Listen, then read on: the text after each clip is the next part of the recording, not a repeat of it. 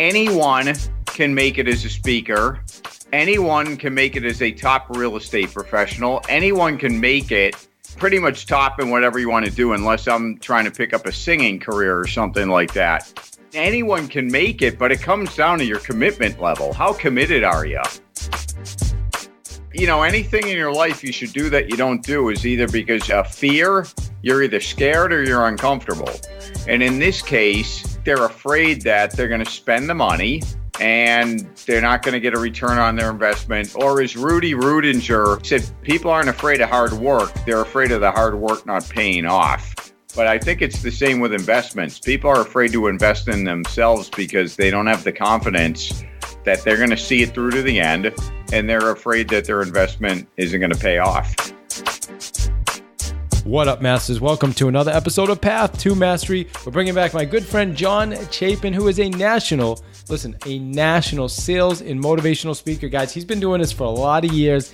And the cool thing about John is he is just like super direct and to the point, tells you the way it is. There's no fluff. It's just action, my friends, telling, this is what you need to do and let's do it. Nothing else, right? Like I said, there's no fluff. If you want to double your sales, you want to double your income, you want to double your bottom line, as John talks about, then you need to listen to his message. And here's the other thing he talks about is, I have a philosophy myself, is I don't take things personally, when it comes to sales. And I'm still going to go with that because I can't. If I take things personally, then it's about me. So when somebody says something that gets under my skin, maybe for 20 seconds or so, or sometimes a couple minutes, it'll bother me. But then I just move on to next, guys. It's about, listen, who can I help? That person clearly doesn't want my help. So I'm going to go find the next person that I can help. That's it. So that's my philosophy. John's is a little different, where he says, you know what? You need to take this really personal because this is important stuff. And this is life or death, my friends.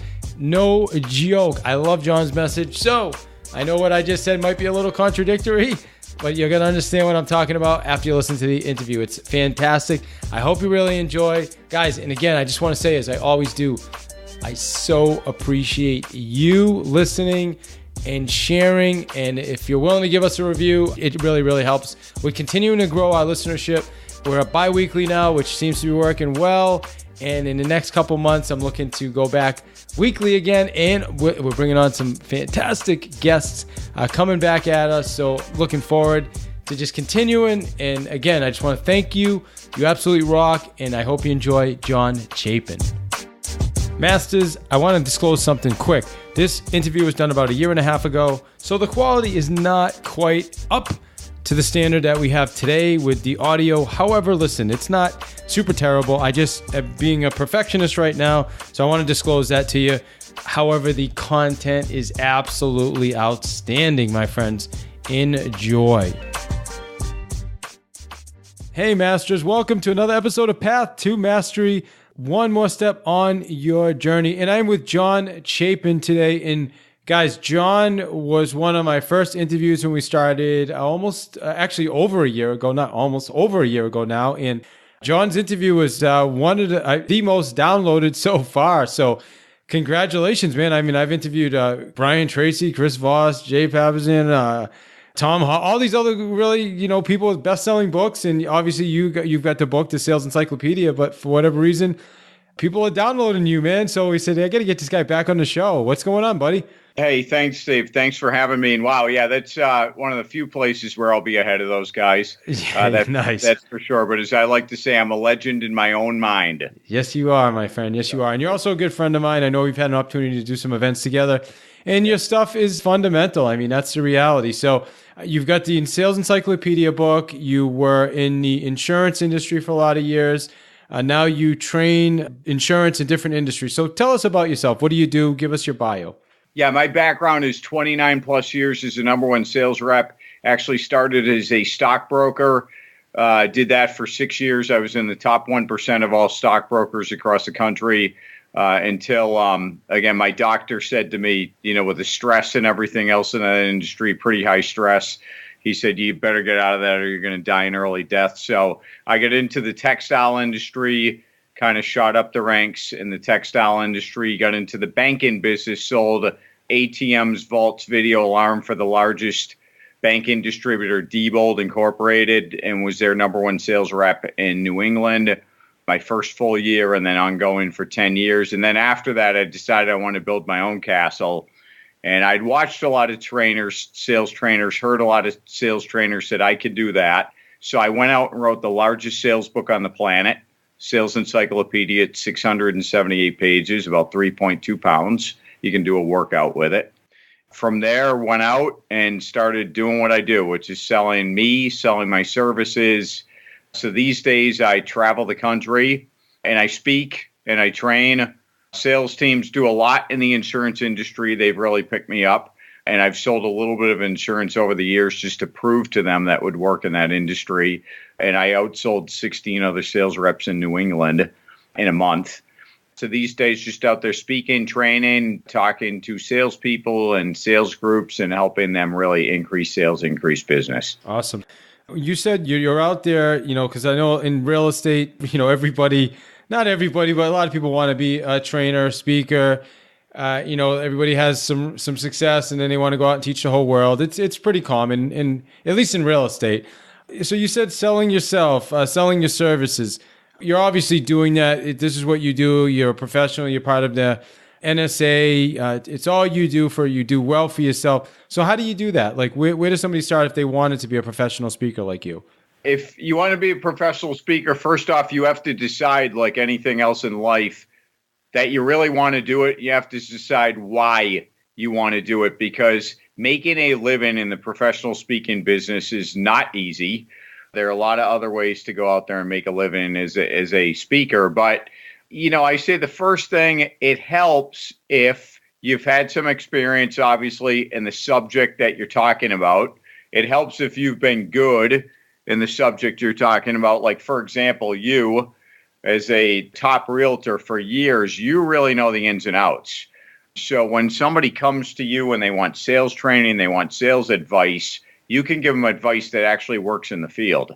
Same thing with me. It was going out. It was getting the experience. So you want to go out, you want to get the experience, and then you want to learn how to speak. You want to get in front of groups and start to kind of tell your stories, develop your speech, do some other things. And then also, you want to find, again, like the National Speakers Association, which you had mentioned, which I'm a member of. They're the Professional Association for Speakers.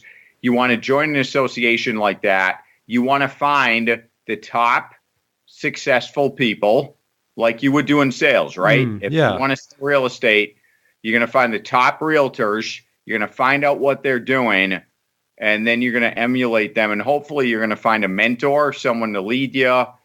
You're going to read. You're going to get yourself educated on the subject.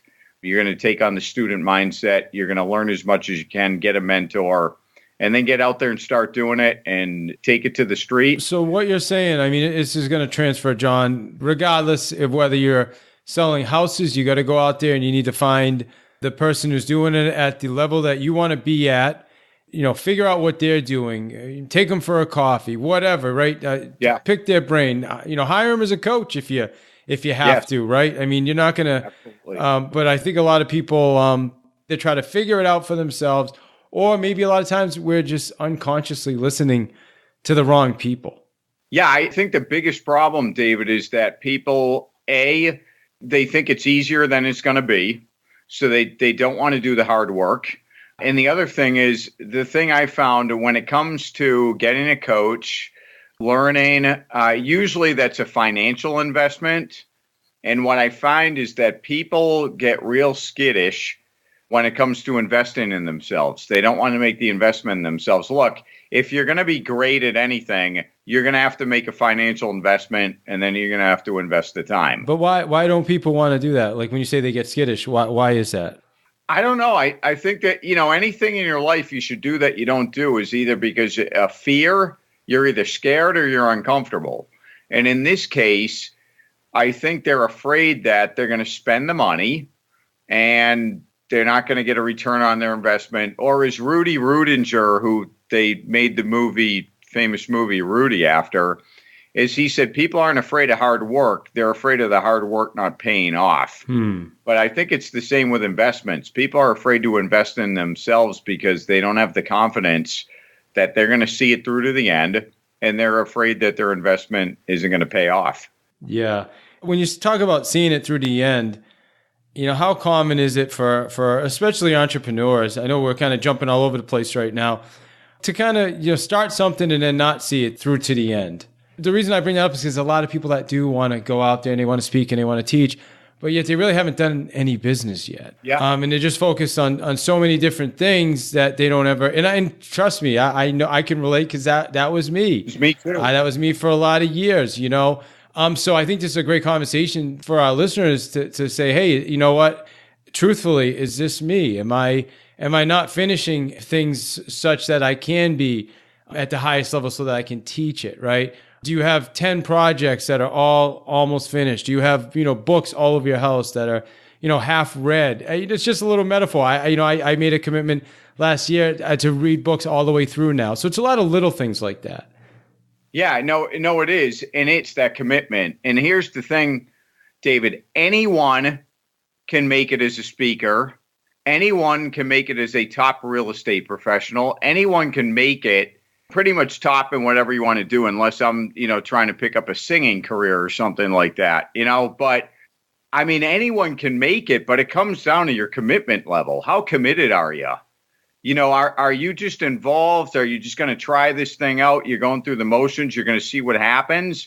Or are you committed? If you're committed, if you're like, look, I'm going to make this happen, or I'm going to die in a gutter trying. If you're committed, you're going to make it happen. So ask yourself, are you committed? Do you finish things? Are you the chicken or the pig in the bacon and eggs breakfast, right? The chicken, they're involved. They lay the eggs. We have the eggs. That's great. That pig's committed. That pig died to put that meal on your plate. So are you willing to cut off all paths of retreat? Are you willing to say, you know what? I'm all in. I'm all in. And I'm going to do this or die trying. Now, if you decide you're going to do that, you're going to succeed. But the question you got to ask yourself before you get into anything is, am I going to commit to this thing all in and go? Or am I just going to go through the motions and kind of give this thing a try? Because if you're just going through the motions and you're giving this thing half a try, life's going to eat you alive. It's going to eat your lunch. Does it have to do too with people, and this is a real curious question for me. I mean, if you're not 100% sure what your why is or what you're passionate about, that's when you're getting all these shiny objects. This looks awesome today. And then 3 days later, that was a little harder than you thought. So now you shift your focus over here. One thing I've seen with the most successful people, especially from doing all these interviews, is they are just laser focused on one thing. And they don't care. Like you said, nothing's going to pull them off. They'll ignore everything else and focus on that one thing. Absolutely. You take somebody even like a Tom Brady, who's already got 4 Super Bowls, and he's broken all the records, everything else, not all of them. He's already going to be in the Hall of Fame, and we know that, all sorts of other things. What drives people like that? What drives you get somebody like a Bill Gates, who's at the top, who's done it all, who's got enough money to spend for the next 8,000 years, and yet he's still motivated, still driven? That's that why that you're talking about. And a lot of that why, if you don't have it, if you don't know ultimately what you want in your life for your kids, for your family, for your everything else, of course, work on that. But you got to take this personally. You've got to take it as a personal challenge to grow, to become more, to become better. And that, again, you've really got to look at, I look at it myself. I look at it as, if I don't make it, I'm a failure in my own eyes. I have a tough time living with that. So for me, it's a challenge. For me, I say, okay, I know if I don't make it, ultimately there's one person I got to look at. That's me. The only one in your way is you. Yeah. And that's the first thing you have to get. Yeah. So John, when you say take it personally, I'm hard on myself, man. I'm harder on myself than anybody. I could get 100 compliments and, well, I shouldn't say that. I'm certainly not as bad as I used to be. But, if I get 100 compliments on an event and then, 3 people say, that kind of stunk, I'm not going to beat myself up over but I'm definitely going to look at it and say, what can I do? But going back 10 years, my whole focus, John, would have been on the 3 people that said I really didn't like your event. Forget about the 100 people that said it was amazing. Yeah. So when you say take things personal, what are you talking about? Yeah, I'm talking about basically the same thing. There's got to be a balance between the two of those. You've, like 10 years ago, I'm guessing from what you said, that you would look at those 3, and those 3 would, like in my situation, because I was the same way, I look at those 3 and I'd be curled up in the fetal position, like whimpering over those 3. You've got to make sure that you don't get to a point where you disregard the 3 and you just listen to all the good things people are saying. You've still got to listen to the bad stuff. You still got to pay attention to that. But you've got to be able to use it as a motivator and a driver. So, yes, it's related to what I meant by take it personally. You've got to take those 3 personally. You've got to look at it from your standpoint, because I found that's the best way to keep yourself motivated. But again, you can't beat yourself up so badly with those and what people are saying on the negative end that it disempowers you, that it leaves you unable to act. What up, Masters? I'm going to get you right back to the show. I want to share a couple opportunities with you. First off, my new training program I'm super pumped about. People have been asking me for years, guys. It's School for Realtors. It's an expired training. I'm giving you everything, my friends, every single thing that you're going to need to convert expired sellers in this competitive time. All right, I have every single script you're going to need. From the initial conversation, how to keep people from hanging up on you, to the closing script, right? We're giving you a copy of our pre-listing packet. I'm giving you emails that you can literally copy and paste templates. I'm giving you a 65-day email campaign, guys, that you literally copy and paste. Expired flyers, okay, 2 different marketing pieces. And we're giving you actual ads that you can use on Facebook. Guys, these are targeted ads that I've been using on Facebook, where I'm generating people calling me and saying, hey, God, I see you guys everywhere. Yeah, why don't you come over and take a look at my house? So I'm giving you everything. This is called Expired School for Realtors. Simply go to schoolforrealtors.com. It costs you $149. I wanted to make this such a no-brainer because it's going to be the best investment you will ever make in your real estate business for $149. And here's a better thing.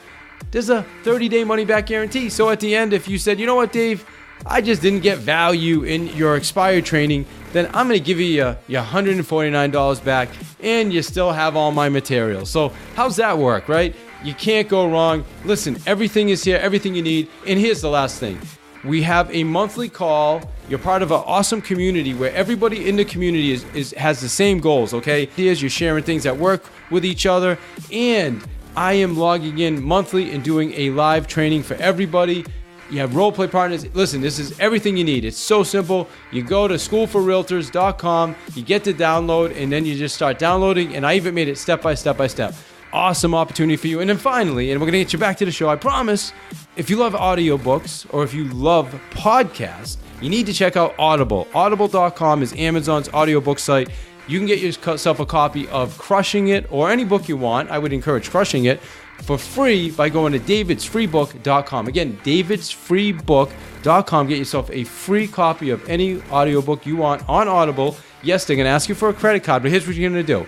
As long as you cancel within 30 days, your credit card will never be billed. So schedule a reminder in your calendar 25 days out, and if for some reason you don't love the service, then you cancel and your card's never, ever charged, and you get to keep the book. Guys, listen, these are opportunities. How do you go wrong with either of these opportunities? Okay, listen, I just want to share that with you. So a couple opportunities, schoolforrealtors.com and davidsfreebook.com. Enjoy the rest of the show.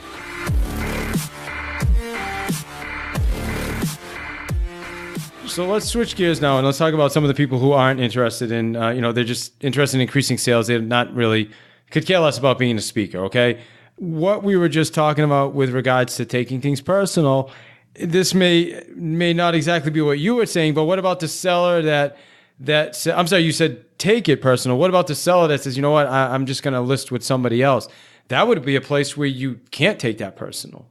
Well, no, you're right. I mean, and of course, you're going to have an answer to the objection, and you're going to know, what's important to them and things like But that. let's just say you did all your stuff, you did the best you could do. At the end, they chose to hire someone else. Then we can't take that personal, right? We just have to look at, we did the best we could. What can we do to improve and move on?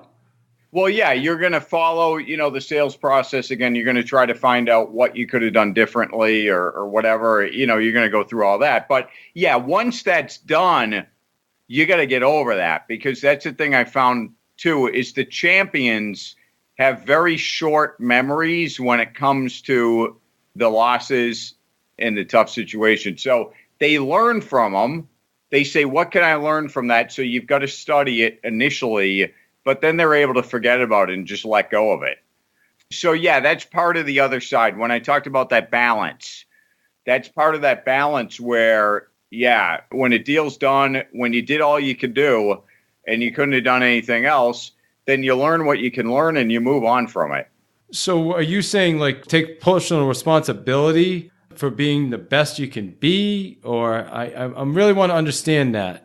Yeah, I'm saying taking personal responsibility for being the best you want to be, but I found that the best way to stay engaged and to keep your emotions engaged is to take life and situations personally.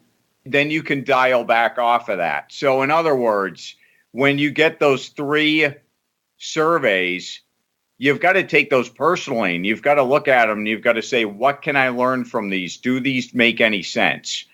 I found that people who are able to let stuff go, who, just too easily and don't take things personally, they get the 3 bad surveys, they get the 97, they throw away the 3 and they only pay attention to the 97 because they are more interested in being built up and affirmed rather than improving. Okay, so it's like if I coach a speaker and a speaker comes to me and they say, I want you to listen to my speech and tell me what you think of my speech. I say, do you want to be validated or do you really want to get better? And if they say, well, no, I just want to be validated, I say, okay, great speech, you had great this, that, whatever, I'm sure you'll do fine.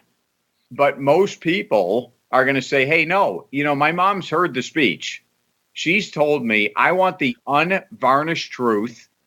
I want the Now, when I get an evaluation, David, you're probably the same way. I don't want the good stuff. I want to hear the bad stuff. Yeah. Because I know I'm going to learn more from the bad stuff. So you need enough of the good stuff, to keep you going and keep you breathing. So again, you're not curled up in the fetal position. But at the same time, you've got to pay more attention to some of the negative stuff, believe it or not. I mean, I'm a very positive guy. I put in positives. I don't hang out with negative people. I don't watch the news. I don't do any of that stuff. But when it comes to feedback, we've got to look at it objectively. And the best way I've found to look at it objectively is to almost give more importance to it initially than it even has. So even if I know those 3 people are crazy, I'm going to table that for a moment, and I'm going to say, okay, before I put them off as crazy, I'm just going to look at this and see if there's any validation here. And I'm going to be as hard on myself as I can.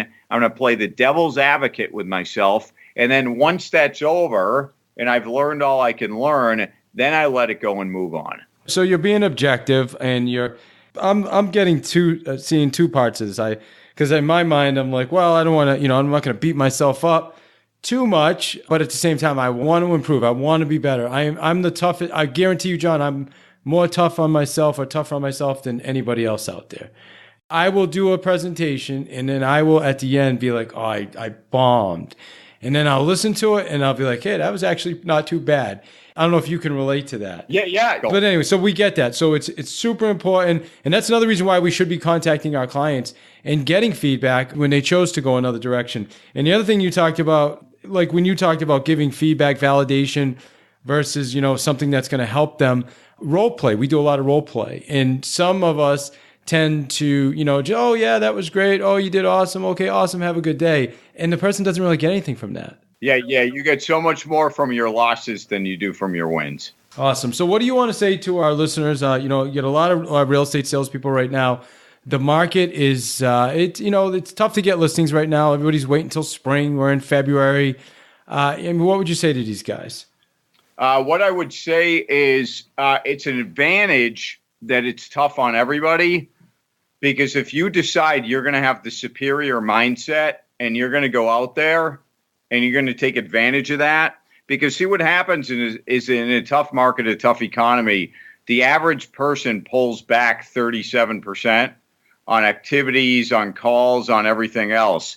It's a lot easier. What you've got to do right now these days, when things are tough, you've got to win the mind game. Okay, because life is a mind game. They say life is 10% of what happens to you, 90% of what you do with it. Life is pretty much 100% your brain and how you look at things and how you face things. So you should be encouraged by the fact that you might, if it's a tough market or tough getting listings or whatever, you've got most other realtors out there are getting bummed out about that. And they're getting down and they're getting depressed. So when you say win the mind game, like what are some tips? Can you give us a couple of tips on how to do that when, if you're right, everybody else is like, oh man, it just isn't working. What do you do to keep moving forward? Some of the things I do to keep moving forward is, again, I'll talk to people like you who are positive and upbeat. It's putting the positives in. It's anything positive, upbeat, inspirational, motivational, and books, CDs, DVDs, music, movies, anything.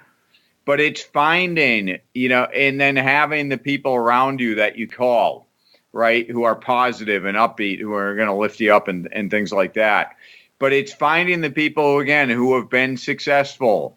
This is the thing. Keep in mind, no matter how bad a market is, there's someone out there in that market who's killing it. There's someone out there who's selling more than they've ever sold. There's someone out there, out of 7 billion people, I always say someone's got it worse and they've overcome it. So the answer's out there. So that's when it really becomes a game of creating your own economy. What can you do to stay busy, to get out there, to stay in touch? If people are cutting back 37%, it means they're not out talking to as many people. So what can you do to go out, double up? It's a saying we came up with in 1987, right after the stock market crash. About half of the stockbrokers quit because they were riding the wave of the good market. The stockbrokers who survived developed the saying, don't give up, double up. So you want to double your efforts. You want to stay busy. You want to get out there. This might also be a time when you can work on your business, not just in your business. So if there's a course you've wanted to take, if there's a training you've wanted to take, you find yourself with a little bit more time on your hands, go out there, take that course, work on some systems that are going to make your business more effective, work on some things that are going to make you more effective. But I forget the saying, it has something to do with the devil and people who are idle. But yeah, you don't want to just be sitting back doing nothing, because when you're sitting back doing nothing, then you start listening to the news and you start listening to the negative people and you start doing everything else. Like your mom used to say, when you say, I don't know what to do, and she'd say, do anything. Do something. You want to be active. You want to be doing something. You want to be going out there. You want to be. So, like I said, I like the saying, don't give up, double up. Do what you can to get out there, talk to more people. Your biggest issue is obscurity. People either don't know you or they aren't thinking of you at the time when all of a sudden they're going to do something with it, with the real estate. So your objective is to get your name out there in front of as many people and have as many people as possible know who you are and what you do. Yeah, you're absolutely right. You just nailed it, my friend. Tell us something we don't know about sales. Yeah, it's a good one. I'm going to go back to the speaking business. There are easier ways to make a living than sales, but there are fewer jobs that give you the freedom, personally, professionally, financially, that you get out of sales. Also, sales, if you're around other people, you're in sales. Okay, from when you started crying as a little baby to get your diaper changed and get food, all the way up to getting a date with someone, to trying to get tickets, to the Super Bowl and the negotiation I'll be doing in a couple of weeks down in Houston.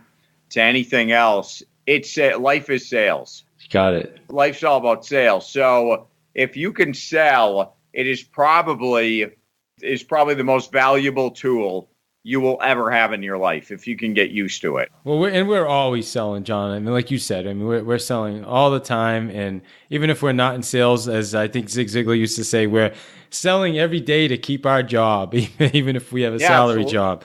So that said, man, in closing, I always appreciate your time, man. A ton of awesome nuggets here for us. I know we were kind of all over the place today, so thanks for bearing with me. Great nuggets. What's the one thing you want our listeners to take from this interview today on their path to sales mastery? The one thing I want you to get is that anything in your life you decide you're going to do, you can do it. I mean, what has anybody else done? You know, if anybody else has done it, you can do it. It's going to come down to your commitment level. So the first thing you want to do is you want to commit. The next thing you want to do is, again, you want to learn as much as you can. You know, David reading books. I try to read a book a week. I usually get at least one every couple of weeks. You got to constantly be learning and improving, but it's going to come down to your commitment level. So decide what you want in life, why you want it, commit to it, and then realize that you're the only one in your way at that point. You're 100% responsible for where you end up. Love it. So decide, make a decision, commit to it, take responsibility for it. John, how do our listeners get in touch with you? Listeners, get in touch with me, www.completeselling.com. Go there. Again, complete is in total, and then selling, of course, and to sell something.com. So www.completeselling.com.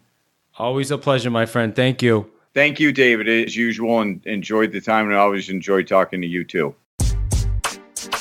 Masters, if you know me, you know health and nutrition is number one, and that's why I'm an advisor for AdvoCare products. Listen, in my opinion, these are the best products on the planet, guys. You get what you're supposed to get, right? I use the products for health. I use the products for energy. I use the products for wellness. So we have all the different lines from Spark, you know, starting your day with a great energy shot, all the way to pre-workout. It's whatever your goals are, right? It's whatever your goals are. You can check out the products at www.livelongersmarter.com. That's my website. Or reach out to me, and I'd love to have a 30-minute or, you know, anywhere from 15 to 30-minute conversation with you, just talking about your health and nutrition goals and what I can do to help you achieve those goals. So again, products, energy line, wellness line, whether it's joints, you're getting up there in the age, you just want to take care of yourself. I'll tell you, one of the greatest compliments I get is people, you say, wow, you look amazing. I cannot believe you are the age you are.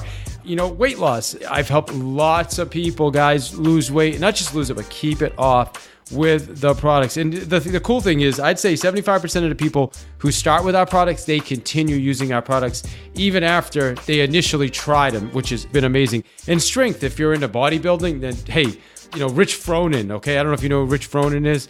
He's an advocate for AdvoCare as well. So amazing products. You can see us. We're featured on NASCAR, professional soccer, college basketball, college football, Men's Health magazine last month. These are the real deal, guys. LiveLongerSmarter.com is the website, or reach out to me if you, like I said, if you want to have a personal conversation with me, just send me an email. In the subject line, just put AdvoCare products, and I'd love, like I said, schedule a 15 to 30-minute call with you to talk about your health and nutrition goals. Guys, you rock. Live longer, smarter. And as Gary Keller eloquently said, if you don't take care of your body, where are you gonna live? You rock.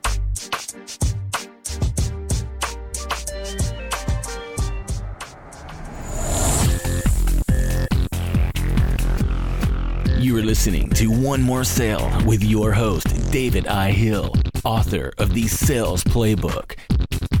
Get your copy at www.thesalesplaybook.net.